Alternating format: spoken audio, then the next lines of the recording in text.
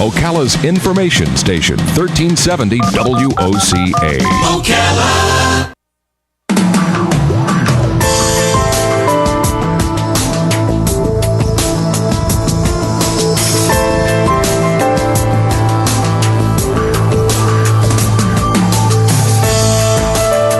All right, 5 minutes after 10 o'clock. Thank you for tuning in. As we get older, Robin, it's interesting how when we look back at what's going on there?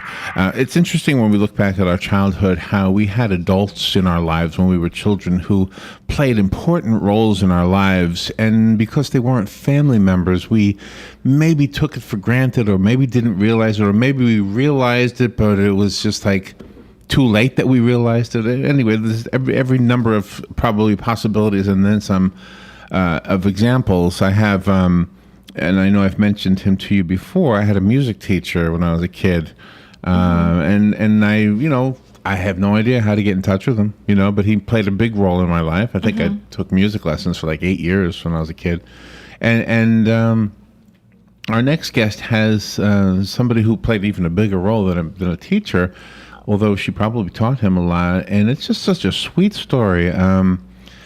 The book is called The House of Black and White, My Life with and Search for Louise Johnson Morris. It is a really touching story, and she's no longer with us, from what I understand. She passed away at the age of 90, but she was like the maid in his family. I don't like to mention race normally, because I don't feel like if I go to the grocery store and I tell the cashier a joke or something, I'm silly with her or whatever, there's some interaction, and I come out to you, or I see you, I say, there was a cashier, she was a black lady, and I told her a joke. I always say, well, why did I need to mention her race? It's not necessary. But in this case, it is. In this case, it is. It does make a difference. Dr. David Sherer is on the phone, and I apologize, Doctor, if I'm saying your name wrong. He went on to become an accomplished man. Obviously, as a doctor, he's an anesthesiologist. He also happens to be a piano player. Yeah. I like to say it that way because I always cringe when I say pianist. That's right. Just such an odd word. But his book is such a well-written and such a... What do you call that? A tribute, an homage. Homage. I like the word homage, right? Yeah, sounds good. I get to say a word where you don't pronounce the H. Yes. The book again, The House of Black and White, My Life with and Search for Louise Johnson Morris. Dr. David Sherer. Good morning, Doctor. Good morning. Thank you for that wonderful introduction. It's great to be here. Where are you right now? I'm at my home in Chevy Chase, Maryland, about really 2 miles from where I grew up and spent all those years in the book. Oh, wow. Now, you lost touch with her when you went to medical school, right? Is that right? That's right. She started working for my family in 1959 when I was almost 2 years old. And when I went to med school in 1981, during that time, she had been with my family like 22 years, and she was like my mom. Wow. And so I discovered at that time through a phone call that she had left the employment of my parents. And isn't it weird, like she was an employee, but to you as a kid, she was a family member. Is that not accurate? That's totally accurate.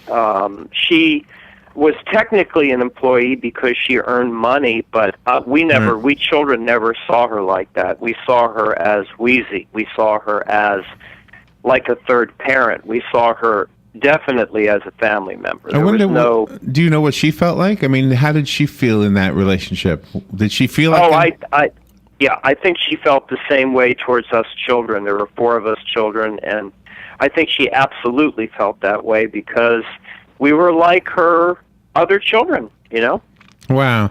Paint us a picture of what that was like. It almost sounds like, and I probably have it wrong, but it almost sounds like something you would see like in an old movie where there's a white family and there's a black lady working as a slave, and I'm sorry, as a slave. Jeez. I meant as a maid. No, I understand what you're saying. I understand what you're saying. As a paid slave. Well, no you gotta. As a maid. Well, my friends would tease me like that. But in the courtship of Eddie's father, the woman was an Asian woman. Okay, so I'm picturing that is where I was going with this. And I wasn't picturing Gone with the Wind. I was picturing the courtship of Eddie's father. Yeah. Yes, right. But I understand where you're coming from, because a lot of the old movies did portray African Americans in that kind of subservient role. Right, which is why my brain went there instead of the courtship of Eddie's father.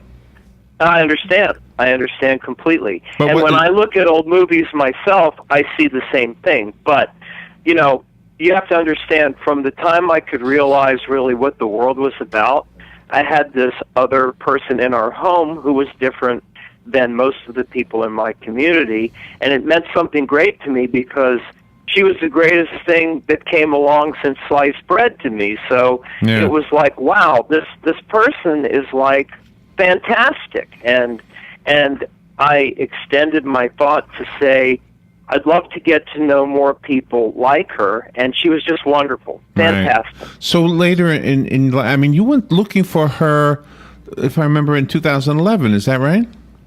Yes, I was in my mid-50s, and I just finally said, you know what, this is killing me. I have to find out what happened to Louise. No matter what I do, I have to give it a shot. So the book, The House of Black and White, is all about really my childhood and making the decision to take a stab at rediscovering her, and it worked. It actually happened.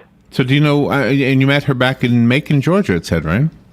Yes. The way I found her, the only link that I could ever know or take a guess at finding her, whether she was alive or dead, was she had a son. So I had spent months searching for her son, and finally one search engine turned up some past addresses of people with that name. So it matched some names, it matched some addresses from Georgia. So I said, this has to be it. So wow. I made the phone call, and I got no answer. So I went up to the address in Baltimore and knocked on the door and tried to see if he was home. You know, it is so wonderful, the story, and it's almost like reminds me of every once in a while somebody will post on Facebook, and it's kind of one of the wonderful things about Facebook is that somebody will post like a picture of an old teacher, you know how she looks now, and everybody writes, oh man, I remember her, she was my favorite teacher, blah blah blah.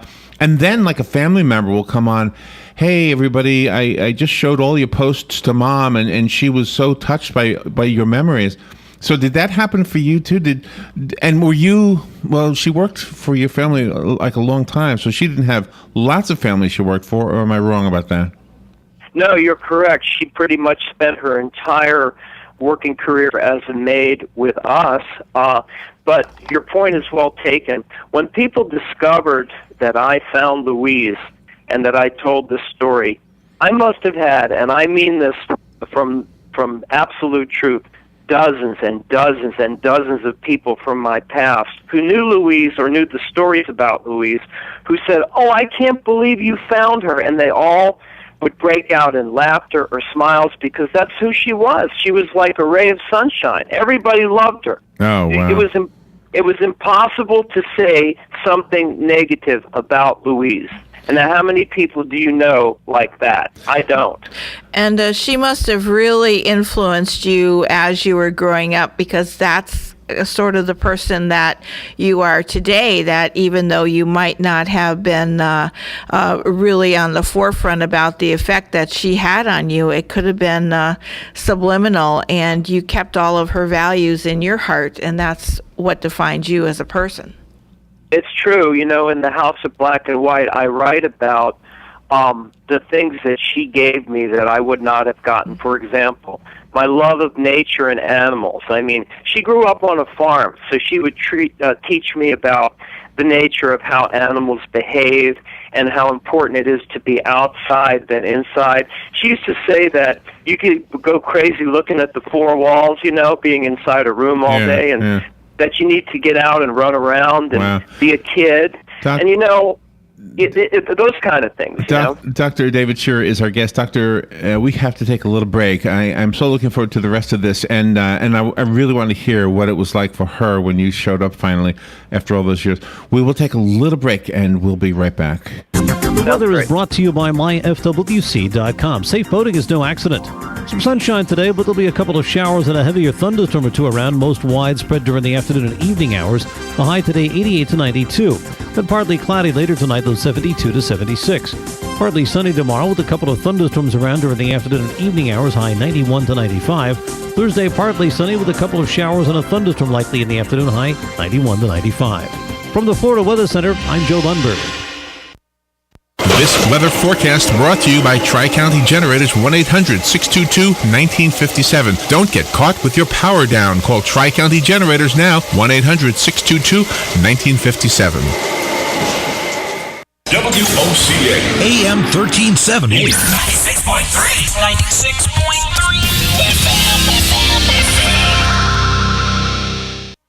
Here's what you may have missed on the John Tesh Radio Show. On which day are we most likely to have a tension headache? If you guess Monday, well, you're right on.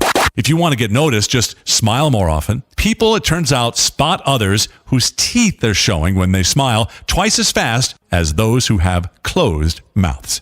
And they don't want to go where you want to go. They don't want to do what you like to do. If that sounds familiar, focus on your other friends.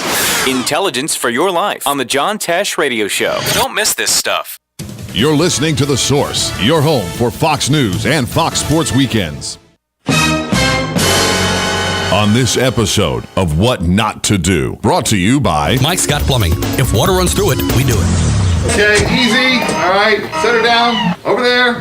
Easy. What are you doing? Oh, honey, you're home early. Nothing. Really? Because it looks to me like you've torn up the entire yard with this giant tractor. Not all of it. There is a small section over there I didn't That's get. not even funny. Why are you tearing up my yard? Well, the sprinkler head broke. So you thought it was a good idea to fix it with a huge tractor? Well, not at first, but then when I tried to fix it, I hit the main line. Thought it would be a good idea thought if... all of this was a good idea? Here's an idea. Why don't you just call Mike Scott Plumbing? It's that easy. In fact, let me help you out with that. 237-2888. But it's the weekend. I know. They don't charge extra for nights, weekends, or holidays. Remember the commercials? If water runs through it, they do it. And they're already on their way. So get this monstrosity out of my yard. on next week's episode of What Not to Do. A crane? Really? Do you have areas that have started sagging or drooping? Is what you're looking at not quite the same as it was years ago? Are there enhancements you've been putting off? Is there serious damage you need fixed? Then call on us, Damage Control Services, when your roof is sagging and the drywall is drooping after a storm, or your home just needs some enhancements. From damage repairs to new construction, Damage Control Services is here to help. All right, 18 minutes after 10 o'clock. Thank you for tuning in. Let's rejoin Dr. David Sherer. He is up in Baltimore, they say? Maryland somewhere? Yes. He is, in addition to being an anesthesiologist and a piano player, we're not talking about any of those things. He's a talented author. And we're talking about a lady who worked for his family for a long time, Louise Johnson Morris. His book is called The House of Black and White, My Life with and Search for Louise Johnson Morris. Do you know, it's amazing, David, how similar our lives are. I don't just mean you and I, but I mean all of us. When I read memoirs, when we do this all the time, Robin, there's always something. You've got some summer camp stories in your book that, like, holy mackerel, I remember that stuff. It is interesting. Now, I didn't have the experience of the maid, and I wonder if your experience. Well, let me ask you this: did her role in your life contribute to your views on the racial divide that we, I guess, is part of our world? It doesn't have to be, and I hope it's not here much longer. But I mean, did it contribute to your feelings about it? Oh, yeah, in a big way, because, it never really would have come as much on my radar screen as an older person if Louise hadn't been a part of my life. And so when I was a younger person, I really saw what African Americans had to go through, not because I lived in the areas where a lot of African Americans lived, but because I had an African American person so close to me in the home. And I would hear stories and phone conversations, and I would hear really what Louise had to go through as a black woman in the 50s and 60s. And it made a tremendous impact on me because I lived it with her, even though I didn't live the experiences, I lived the stories with her, and I saw it, And, but it's interesting. I mean, your book is not really about that. You touch on it, but it's really about this love. I mean, your book really is about love, and I just love it. Yeah, and did her family and your family go on vacations together ever, or do anything together at all? Oh, yeah, there's a part in the book where Louise comes to Puerto Rico with us when I was 8 years old. In 1965, she came with our family to Puerto Rico on a Christmas trip. And so there's even a picture there with Louise with us kids at the base of the rainforest in Puerto Rico. And I write about how she had never been on an airplane before, and I looked at her to see her reaction to what flight was all about. And, so many people today, they get to fly as young people, but here was a woman in her 40s who had never been on an airplane and didn't know what it meant to be on an airplane, and I wrote about that, Yeah. And your childhood also is something that anybody who grew up, I mean, you touch on a lot. We live in an area here in Ocala where a lot of the black people who live here remember a time when segregation was a fact of life here. Separation, right? Yeah, and it's interesting that it wasn't really that long ago. No, it wasn't. I mean, sure, it was decades ago, but in the span of things, you have to realize that this is actually pretty recent history, and I'm glad that a lot of things have changed for the better. I think things are better, but I think there's still work to do, and I think people need to respect each other, and I think people need to understand each other's pain.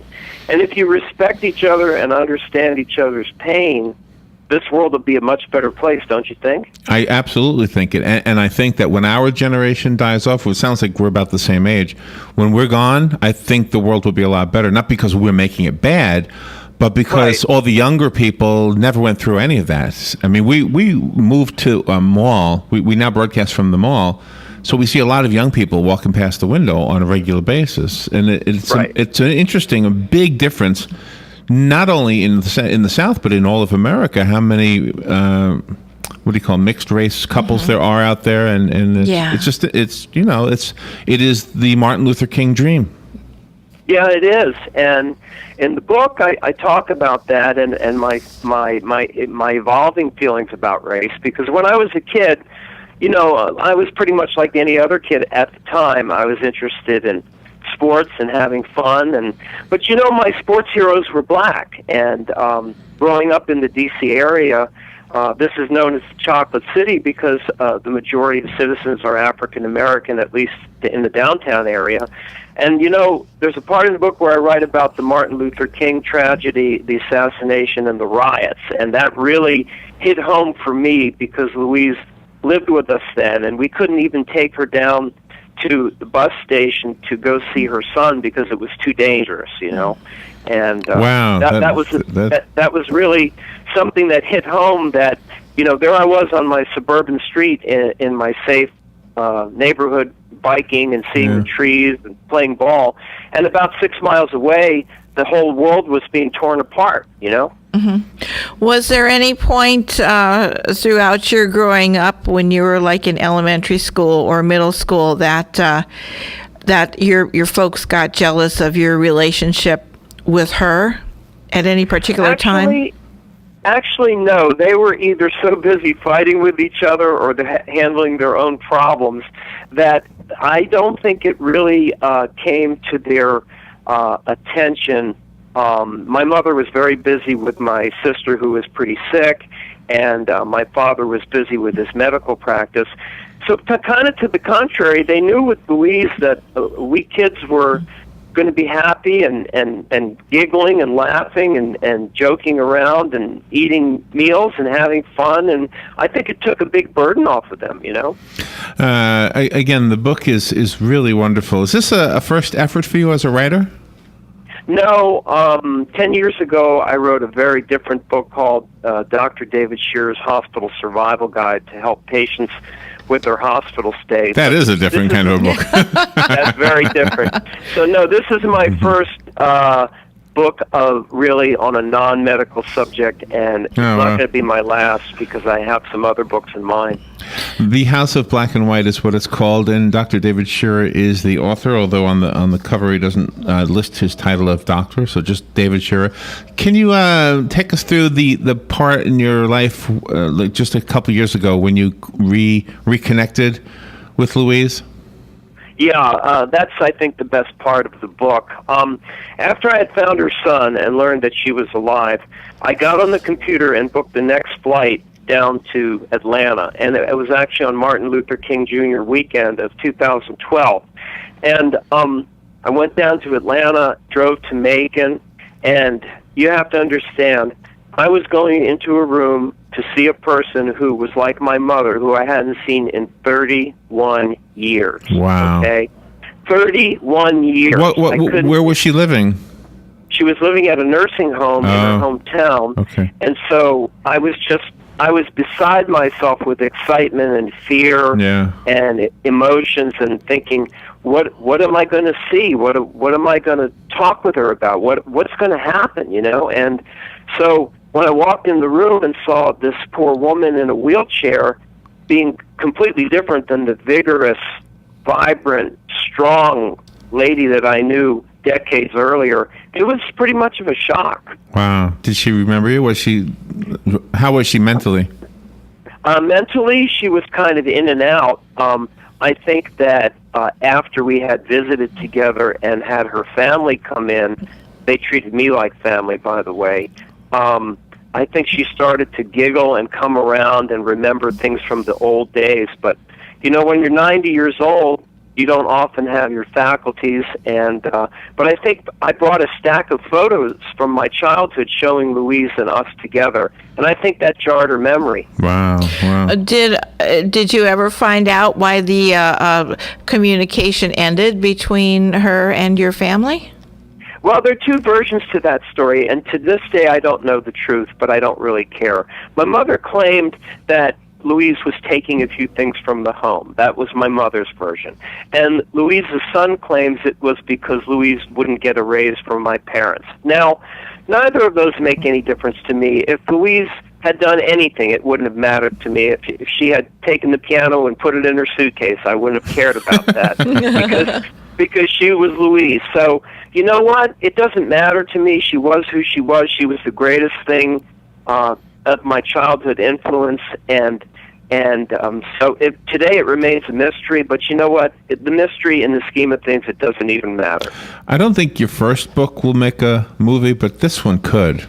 Yeah, I've been told that, and we are now pitching it to some studios in Hollywood, and I'm hoping one will pick it up, not only for obvious reasons, but because I think it's a great story. Yeah, it clearly is, and you do such a wonderful job of taking us into your younger days, and some of your memories are some of mine, and I'm not Jewish, but I also wasn't too fond of some of that Jewish food, by the way. Some of it I loved, some of it I didn't. Yeah, I didn't like that. What was that thing? Gefilte fish? Yeah. Right. Yes. I've never even seen a gefilte swimming in the ocean. I don't even know what it was. I like bagels. Right. I like knishes. I was not fond of lox. Right. And gefilte fish, forget about it. Exactly. Well, yeah. And it's funny. Louise would make reference to Jewish things, and she would mangle Yiddish, and it was really funny to hear. It was great to hear that. Oh wow! Hysterical. What a great visit with you, David. Let's give this one away. I don't want to give it away, but it's here, so I want to give it to a listener. Call me if you want the book I have. It's called The House of Black and White. The rest of us have to go buy it. Got less than a 30-second span of time here, David. How do we get the book? You can get it on Amazon or Barnes & Noble, or you can visit my website at thehouseofblackandwhitebook.com. Okay. And there is a link to buy the book there. Thehouseofblackandwhitebook.com is the easiest way to get the direct purchase of the book. And I just want to thank you all for your very, very generous support and kindness to me. Well, thank you. What a wonderful interview. Very wonderful. We'll take a little break. We'll be right back. Okay. Fox News Radio, I'm Pat O'Neill. A shooting at a military base in Afghanistan. U.S. officials say one American soldier killed and about a dozen wounded, with 15 soldiers in all hurt. This base in Afghanistan is actually a training facility for Afghan officers, and it is believed, according to the Afghan Defense Ministry, that it was someone, a terrorist they described